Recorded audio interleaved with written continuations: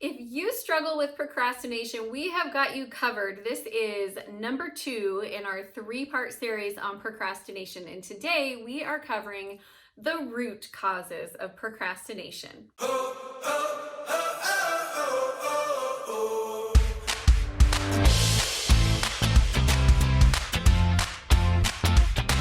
Hey, Amy Walker here. I'm a small business strategist, speaker, and author, and we are talking all about procrastination. So part 1 was why do people procrastinate? In part 2, we are covering the root causes of procrastination. And in part 3, we're going to talk about the different types of procrastination. So in each of our videos in this procrastination series, we're going to be talking about the psychology behind procrastination, but also obviously giving you some great strategies so that you can do a better job getting stuff done today, not tomorrow. Being more proactive, productive, so that you can be more profitable in your business. All right. If you have not done it yet and you're new to the channel, I would love for you to subscribe and then hit that bell notification because we do release new content every Monday through Friday. So that way you are always getting the tips that you need to be able to grow your business and also maintain a better balance with your life. And believe it or not, procrastination is a big reason why I think a lot of entrepreneurs feel out of balance.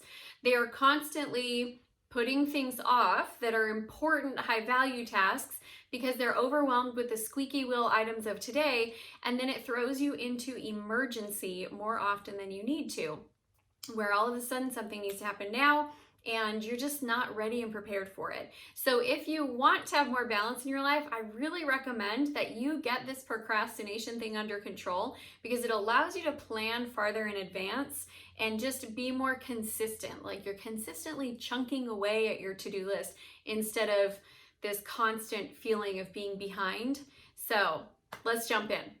And if you haven't done it yet, make sure that you head over to my 30-day Get More Done challenge. It's a free 30-day challenge to help you get more productive and be less stressed out while you're going after the things that you want to accomplish.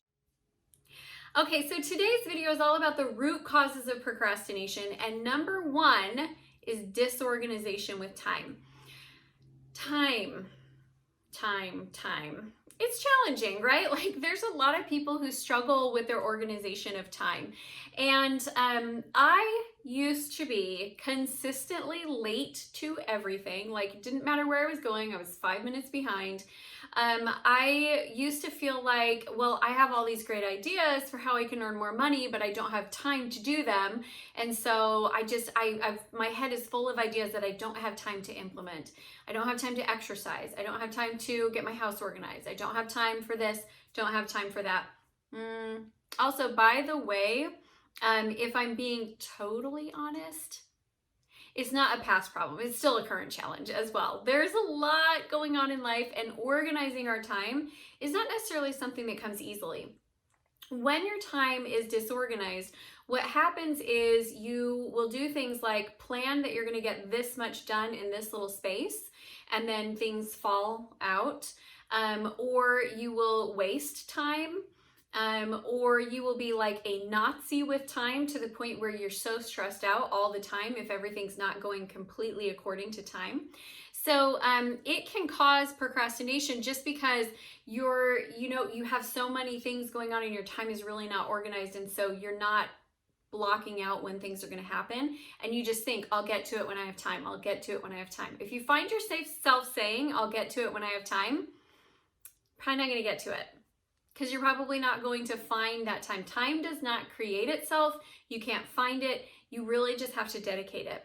So I have a lot of information on time management that we can't necessarily cover in this video, but I am going to give you a couple of tips that you can use to start getting more organized with your time. Number 1 is, going to sound weird, but make friends with time. When I first started making progress with time, it was when I realized that I was like having this battle against time. And so I made friends with time, and I decided time was my best resource. It was my ally, it was my friend, and together we were going to create. And so I actually wrote an apology letter to time. And I said, I'm sorry for misusing you. I'm sorry for always looking at you and saying you're not enough. I'm sorry for blaming you for all my problems. I want to be friends. And then I made friends with time, and things started to shift really, really quickly. The other thing that I did during that season of really starting to utilize my time better was I was more intentional with time blocking, and I started asking myself to do less within a day, but to be able to be really thorough in accomplishing what I did determine I was going to do. So I start off pretty much most days with a list of 6 high priority things that I want to accomplish in that day. And when those are done, my day is complete. I have won the day. And if I get more done, great. But as long as I get those 6 done, like, I'm good. So those are some tips if you want to start getting more organized with your time so that you're not putting things off because you're just disorganized. All right, number 2 root cause of procrastination is that we have a low accountability environment, which means if you do it, if you don't do it, nobody really knows except for you. That's dangerous. That's like going into a dangerous neighborhood alone. You always need someone there with you to make sure that you're going to come out okay. And that's how we should look at our accountability environment. So a lot of entrepreneurs struggle with this, where in their minds, they're like, gosh, when I just get out of this job and I can dedicate full time to my business, I'm going to be set. And then they get out of the job, and then they get full-time into their business, and there's no accountability. And so this whole lifetime of having teachers and coaches and bosses telling you where you needed to be and when you needed to be there, and all of a sudden that's gone. And then we really struggle with, like, what is going to get done today versus what is going to get done tomorrow. And we have to learn to build an accountability environment for ourselves. Now, experienced entrepreneurs, we get this. We've been doing this for a long time, and we're good at keeping ourselves accountable. Like, all it takes is a spreadsheet that tells us what we need to do and when, and we're like, okay, cool, I got it. But when you're new, you need an accountability partner. You need a mastermind group. You need a support network, a mentor, a coach. You need somebody that is going to help you stay on track and say, okay, this is what you said you're going to do. Is it done? Why isn't it done? What happened? How can you get it done? How quickly can you get it to me? Like, you need that type of an environment until you build the muscles of accountability yourself. The third root cause of procrastination is actually vague goals. So your goals are like pie in the sky. If you accomplish them, great. If you don't, that's cool too. And so you don't have a clear deadline when you need to accomplish things. So I know we've all heard this before, but a goal without a date and a plan is really just a wish. And yet a lot of our business goals are more like wishes. So we have to put ourselves in a space where those goals are really clearly defined. Like, for example, I know I talked about this in the last video as well. I have a goal to publish my first fiction novel in 2020. Now, there's some factors going into that. I'm still working on editing and working with my team there. It may be that I get it picked up, but it doesn't actually get released in 2020. That's okay. But I have a goal. And so, like, I'm on a timeline of when things need to happen. And because of that timeline, it's keeping me accountable, and I'm no longer procrastinating. It's a beautiful thing to have clearly defined goals. I also have another goal with a branch of my business, which is my hands-on consultancy, where I run the sales system and marketing for another small handful of clients. And I have some clear and specific goals for where I want that to be at different points in the year, what I want the revenue to look like. And so again, that's causing me, because of the timeline and the plan, to really break it down so I can't procrastinate and be able to be on track with those. A lot of times when you're like, gosh, why do I keep putting this off? Why do I keep putting this off? And you really think about it, it's because the goal's really quite vague to start with. So why not put it off? Like, it doesn't really matter. You haven't given yourself a timeline. There's nobody specifically waiting for you. And so, do it today, do it tomorrow, right? So get your goals really clear, and you'll notice that that gives you energy to be able to help you be more productive on a more consistent timeline. All right, the fourth reason, root cause of procrastination, I think is actually the most common of all, and it's that you have broken belief systems. And so we all have this. We all have false beliefs or negative thinking, but it's something in your belief system and your thinking in your subconscious comes from your past that's broken, and it's causing you to show up in ways that you don't necessarily like.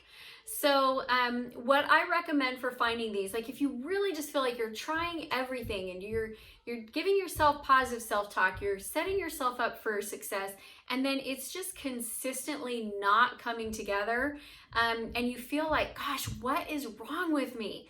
I recommend that you sit down with a pad of paper and you start writing about productivity. I feel like productivity is bad because, and write down all the reasons why you feel like it's bad. I feel like being driven is bad because I feel like success is bad because I feel like successful people are bad because, and just like start giving yourself all of these different prompts until you get to the root of what that belief is.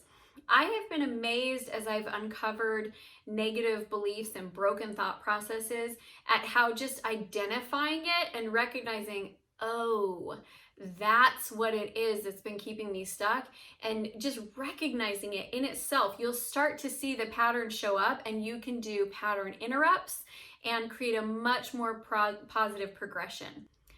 The fifth and final reason I think is probably the second most common reason that we root cause of procrastination, and it is literally that we have too many tasks. And because we have so many tasks on our plate, everything ends up being last minute. And I can relate to this one because I do have a very full life. I have 5 kids, run a business. My husband is bishop of our congregation. We are like, our lives are full. We are really legitimately busy. And so there are so many things on the plate every single week that a lot of times my form of not procrastinating is doing everything right on time. Like I go through seasons where I am not ahead. The entire fall, I am not ahead because we have marching band and we have football and we have scouts and we have cross country and just all this stuff. It's a busy, busy time of year for me. I'm never ahead of the 8 ball. Always feeling like if I get it done on time, that's good enough. And so when your plate is just too full, that's when you don't have the ability to really give yourself space to create. And when you're trying to be in a season of creating big things for yourself in your business, in your life, you don't want to be overscheduled. You want to be able to have space to create and space to think and space to plan out your projects. And sometimes the best way to increase your productivity is to actually go through all the things you want to accomplish and say no. Like, you know what? We're not actually going to do this. And we're not actually going to do this. We're not actually going to do this. I'm focusing on these core things. I have time to do them and do them well. And so we're just going to win in these areas. And a lot of times that's what you need to adjust in order to stop procrastinating, is clear your plate a little bit so it's manageable. You have a manageable workload, and then you'll see that you feel like you can breathe again. You feel like your head is above water, and you feel like you can go after and tackle these tasks that are so critical to your success.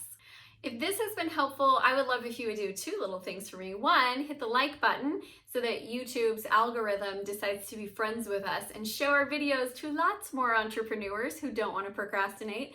And second, would you leave me a comment? Because again, the algorithm loves it, but even more importantly than that, I really love hearing your comments. I love responding to them. I love answering your questions and just building more relationships than you can through you just watching me, and I don't even know who you are. So leave me a comment, hit the like button. If you haven't done it yet, please subscribe to the channel and share this video with any other entrepreneurs that you think could benefit, or maybe spouses or children who maybe struggle with procrastination. Advice works for everybody. And if you would like to join our private community, make sure that you head on over to our private Facebook group. It's a place to get connected, ask questions, stay plugged in with other like-minded entrepreneurs, and I would love to see you over there. It's called the CEO Spot over on Facebook. That is it, my friends, for today. Thank you so much for watching. I really appreciate your support. We are getting close to 1,000 subscribers, which I have been wanting for a long time. I'm super excited about that. So thank you for being here and for being a part of that journey. And I look forward to creating content for you for a long time to come. Thanks and have a wonderful rest of your day.